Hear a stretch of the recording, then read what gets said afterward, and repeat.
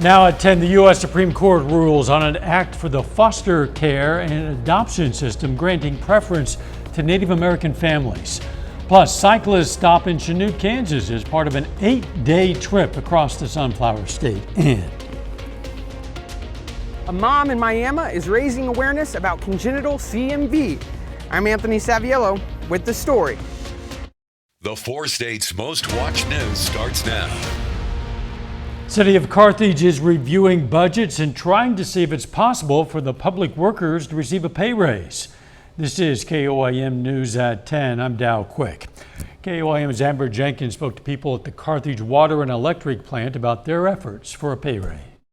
The last City Hall meeting in Carthage was disappointing for some public workers. Carthage Water and Electric Plant submitted its budget for the year, including a pay raise. However, the City Council decided to hold off on the pay raises for the city-owned utility plant. A Monday night effort was to freeze all compensation of all employees. I think during record inflation that our country is faced with right now, freezing compensation to last year's levels would be a mistake. There was never any intention to remove pay or reduce pay or reduce any staffing at Water and Electric. That was never the intention. City officials say they held off on the pay raises because they had the previous year's budget.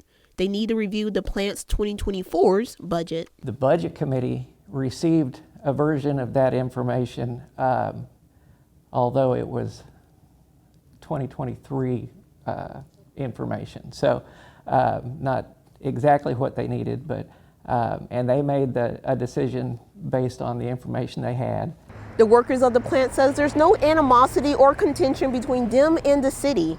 They believe the mayor is working in their best interest. After all, Carthage Water and Electric Plant stands out from other plants in the country. Over a period of about 9 years, Carthage Water and Electric received the Diamond Level Award, which is our nation's highest award. Only about 1% of those 2,000 utilities across the country achieve that level award from our national association. And it takes into account workforce development, system management, system availability, and reliability indexes. And those are items that we look at, and financial management. A great utility. Carthage is lucky to have them. Reporting in Carthage, Amber Jenkins, KOAM News. The second reading of the budget and final vote is scheduled for June 27th. Beautiful evening out there. Let's check in with Chief Meteorologist Doug Heddy. Yeah, it turned out to be a great Thursday for us today, and also the evening hours have been very nice across the region. I don't know what happened to Tower Cam there, but 86, right where we should be for this time of the year. But we do have clouds increasing Kansas, Oklahoma. A line of storms out to our west. Actually, it's just west of the viewing area, but everybody right now is dry, but we're going to have to watch these storms. They're going to head south and east. I do think we're going to get thunderstorms into southeastern Kansas, northeastern parts of Oklahoma.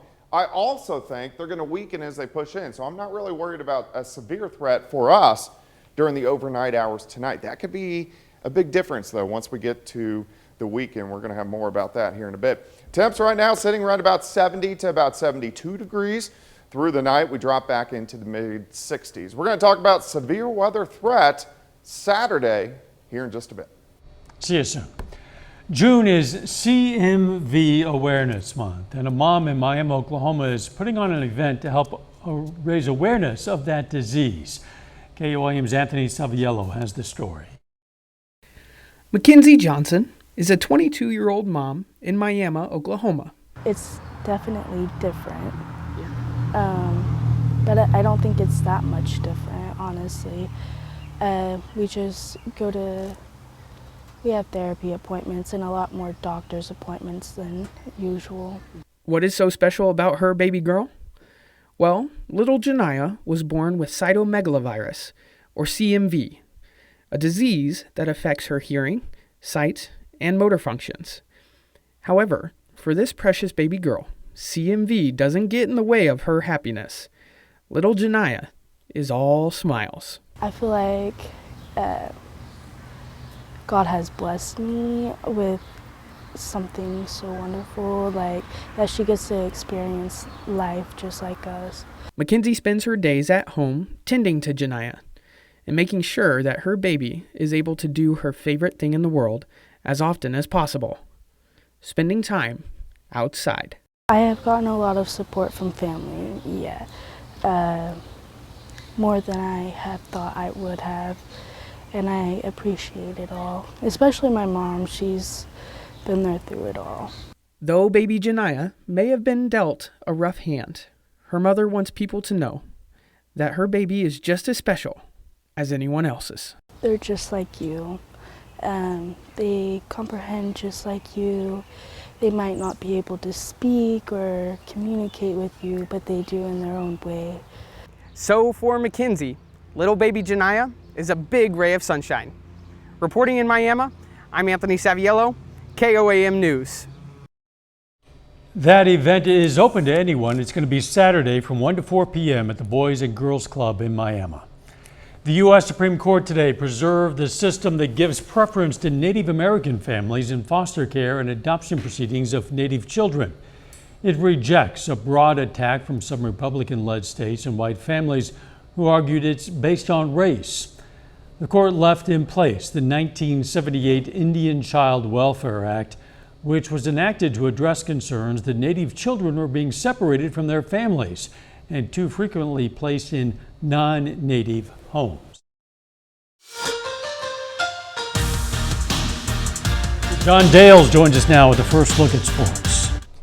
Yeah, very busy day of sports across the 4 states. Webb City School Board announces its high school football field will don the name of legendary head coach who led the Cardinal program to 13 state titles over 26 seasons before announcing his retirement this past December. On top of that, Missouri Southern softball hangs on to one of its most vocal leaders even after graduation. The Lions announced they're hiring a 2023 graduate as an assistant coach. We'll have the details on those stories and more later on in the show. See you soon. Cyclists hit the road today as part of an 8-day journey across the Sunflower State. Biking across Kansas brings out hundreds of people to explore beautiful landscapes, points of interest, and meet people in different towns. Today, they arrived in Chanute with only 2 days left in their trip. To some, the journey is more about heart than mind. I'm watching traffic. It's not really a lot of thinking. It's just, you're just out there doing that. And then maybe later in the ride, if I'm really tired, I'm thinking about how I want to get off the bike. But it's not so much a lot of thinking. It's just a lot of, I guess, feeling. Exactly. Tomorrow, they're going to go on to Garnett. Then on Saturday, they're going to end their journey by going through Pleasanton to reach the Missouri border. Coming up, the Allen County, Kansas multi-agency team teaches a lesson in safety to area youth. Plus, local children battling cancer enjoy some outdoor fun. We'll visit Camp Quality. The Allen County multi-agency team today put on their 10th annual Family Safety Night in Iola, Kansas. Family Safety Night's an event to help support youth and families, teachers in the community by providing more than 25 booths to teach them about public safety, how to call 911, and other tips on what to do in an emergency. It's the togetherness that we like to really bring to our community, just giving us a way to celebrate and be healthy in our community. They also partnered with the Allen County Farmers Market to promote healthy eating. Tomorrow is the last day of Camp Quality in Neosho for the year. The week-long event receives kids with cancer for fun activities during the summer. It includes a pool, crafts, even laser tag were included in the program this year at no cost to the kids and their families. The overnight camp even has 24-hour medical care. This year, 15 kids ages 4 to 17 participated. Besides being able to disconnect from the outside world of Camp Quality, campers feel like they belong. We make sure that they're able to do every activity here, and we just want them to feel like kids. Like sometimes, when a child's diagnosed with cancer, that is ripped away from them at a very early age, and we just want to give that back to them for a week. Neosho, not the only city hosting a camp for kids with cancer this summer. Around the U.S., more than 15 Camp Qualities are taking place. To learn how you can support them, go to KOAMnewsnow.com. Pittsburgh's week-long Festival of the Arts continues today with a one-day summer youth band camp. It's for all area high school musicians. It's directed by the Pitt State Music faculty and organized by the PSU band director, Andrew Chabowski. The band camp included rehearsals, master classes, and a whole lot of fun while also giving the kids a challenge. You hear about improvisation in jazz, but it's actually possible, and I think it's really beneficial to do that in a large ensemble setting as well. So we're going to do some improvisation today, and actually at the concert tonight, they're going to do some improvisation then as well. So it's going to be kind of a unique experience for them. Pittsburgh's Festival of the Arts continues through Sunday.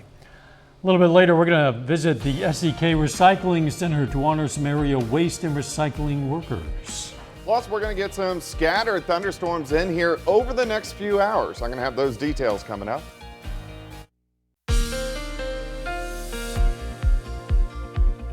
Well, it definitely turned out to be a nice Thursday for us today. Temperature's great, a little bit hotter as we went into the mid to upper 80s, but we have plenty of sunshine. The evening has been fantastic. Nice shot of Indigo Sky Casino and Resort. Temps right now, most of us are sitting right around 70 to about 72. And we're going to drop back mid 60s once again. Let's go outside. Here's 7th and Rangeline, 72, pretty much calm winds. Visibility is good at 10 miles per hour, but miles. We do have clouds increasing on the Kansas and the Oklahoma side. These are the tops of these thunderstorms pushing in. So we are going to see mostly cloudy skies as we go through the overnight hours. And we do have to watch this line of storms as it starts to push in our direction. As of right now, we're fine. Nothing is going on here, but look at the thunderstorms. From Wichita down I-35, a ton of severe weather through parts of Oklahoma, numerous severe thunderstorm warnings, even tornado warnings, especially earlier this evening. Now, these are pushing into our western counties. In fact, let's zoom in a little bit more. So here's Independence, Fredonia, and Neodesha. Once you get out toward Howard and then Sedan, we are getting some thunderstorms in here. I think these are going to greatly weaken as they push to the east. So by the time they get to Chanute, Parsons, Veneta, they should be quite a bit weaker. And then once they get into Pittsburgh, Joplin, Neosho, they're just going to be isolated. So the overall severe threat, I'm not worried about it for us during the overnight hours tonight. This is all due to a little upper level wave. You can see a little kink in the winds. Let's go west. There's another little kink in the winds. That's going to give us thunderstorms by the time we head into Saturday night, and we'll have a severe potential with those as well. Let's go through tonight. Thunderstorms working in, falling apart. But we are going to have isolated thunderstorms out there tonight into tomorrow morning. Mid 60s, overnight lows. We're going to shoot for about 65, back to 77 by 10 a.m. These storms, of course, fall apart as they work through. As we go into the daytime hours tomorrow, I'll stop at about the noon hour, 83, 84 degrees. We get into the afternoon, a few isolated little guys trying to pop up. Most of you will stay dry tomorrow. Temps sitting 86, 87, 88 for a high. Any evening outdoor activities tomorrow evening, you're looking pretty good. We drop back mid 60s. We'll have some storms to our north on Saturday, but I think we are going to be dry. Now it's going to heat up.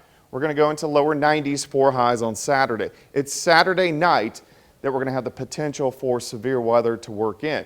Timing right now, still being 2 days out, I'm thinking we're going to start to get some storms on the Kansas and the Oklahoma side, 7, 8, 9, 10 p.m. But I think most of us won't get into the action until closer to the midnight hour. But we are going to have the threat for very gusty winds and also some large hail across the region. So we need to keep our eyes on that. Of course, we're going to update you as we get into Friday as well. For your Friday, 87, a few isolated storms. 92 Saturday, evening storms, but the day is mainly going to be dry. Morning showers on Father's Day, but Father's Day afternoon looks fine. And then a stretch of 90s next week, mainly dry, but of course summer starts Wednesday and it's going to feel like it. Hot, very hot. Yep. And steamy. Thanks, Doug. National Waste and Recycling Workers Week is when we celebrate the men and women who work to help keep our communities clean. It's this week. KOAM photojournalist Trevor Lewis visited Pittsburgh's SEK Recycling Center to meet the people behind the scenes and to see how the job gets done.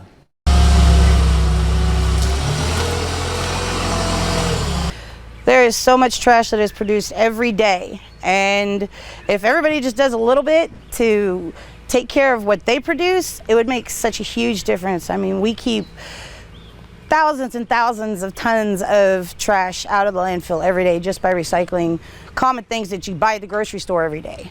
So, I mean, if we want to keep this earth looking good for future generations, it's very important.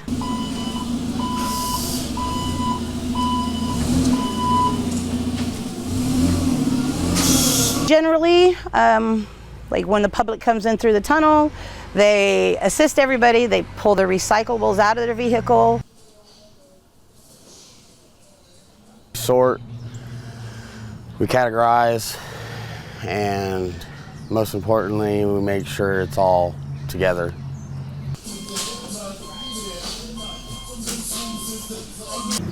I like about my job, we're really family oriented, and just, it's never a dull day. I love the people, you know, I got my regulars that come in, and it makes me happy to see them every day, and it feels good to know that you're doing something to help the environment and future generations. John Dales joins us now. Missouri Southern softball is keeping one of its best players around the team even after she's graduated. That's right. The Lions made an announcement today about the hiring of a new assistant coach who just played for them last month. And Webb City High School's football field gets a new name. Those stories and more coming up after the break.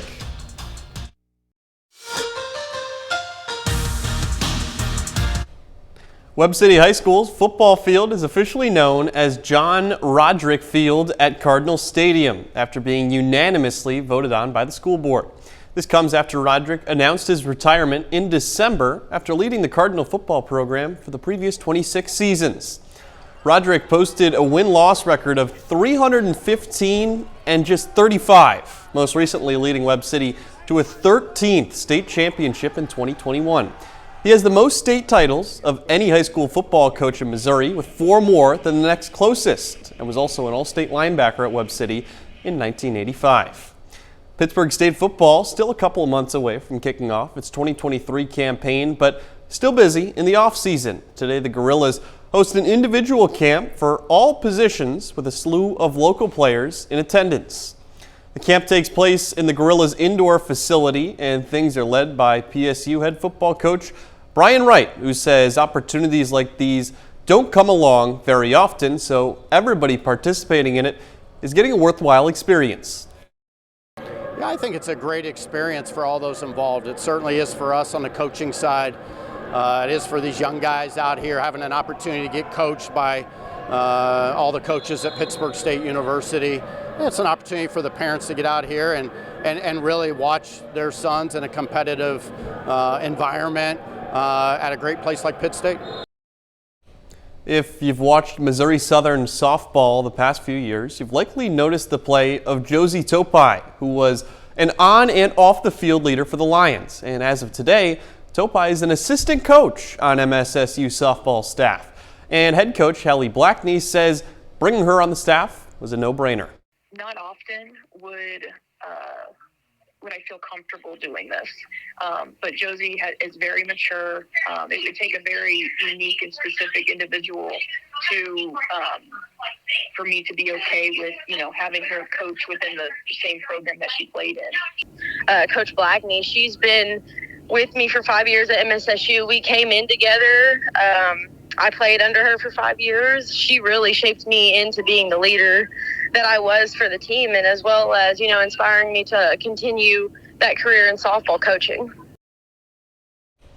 Meanwhile, both Mink League baseball teams from the 4 states are in action tonight. For the first time in a week and a half, the Joplin Outlaws play a home game. Tonight they battle the Chillicothe Mudcats. Outlaws taking on Chillicothe from the friendly confines of Joe Becker Stadium, and a pitcher's duel early on. Joplin starter Steen Lane gets a strikeout in the second inning of a scoreless game. Chillicothe's starting pitcher Carter Muck would do the exact same in the bottom half of the inning, though. The game would stay a scoreless tie up until the top of the third inning when Chillicothe got started here with a base hit with the man already on. That made it first and second, nobody out, and both of those base runners would end up coming around to score after a couple of bases loaded walks. 2-0 Mudcats top 4 in more trouble, this time with the bases loaded, RBI fielder's choice. Then, check this one out, delayed double steal that works to perfection because the ball gets away from the catcher. Outlaws end up falling to Chillicothe 7-1. Meanwhile, across the state, Nevada Griffins cap off a 3-game stint with the Jeff City Renegades. Mink League Player of the Week, Luke Matshiner on the mound for Jeff City, strikes out the first batter he sees. Renegades would then threaten in the bottom of the first, Aiden Bauman with good contact to left, but take a look at that diving catch by Sam Kapnoski out of Northern Iowa Community College. Jeff City unable to get a run in the first inning, but would come back in the second. Cam Durden drills one deep and out of here to right center field. That brings home 2 runs for the Renegades, and that's the last score update we got. Close one all the way throughout, 2-0 score in the fourth, Jeff City in front. You know, good to see the Outlaws back at home. I was just at that game. Not their night. They lose 7-1, but they're back in action again tomorrow. And it was a great evening for baseball. Yeah, regardless. perfect weather. We'll be right back. It's really a nice evening out there. We're hoping, many of us are hoping at least, for a bit of rain in the next few days. Yeah, we are going to get some scattered thunderstorms tonight. I'm not looking at anything too strong or severe, and they are going to be hit and miss, but a few out there. And then possible severe thunderstorms Saturday night that could give widespread heavy rain. All right, final sports note. Outlaws lose tonight, tough decision, but they're back at home trying again tomorrow. Very good. Morning show starts at 5 a.m. Let's make it a great tomorrow.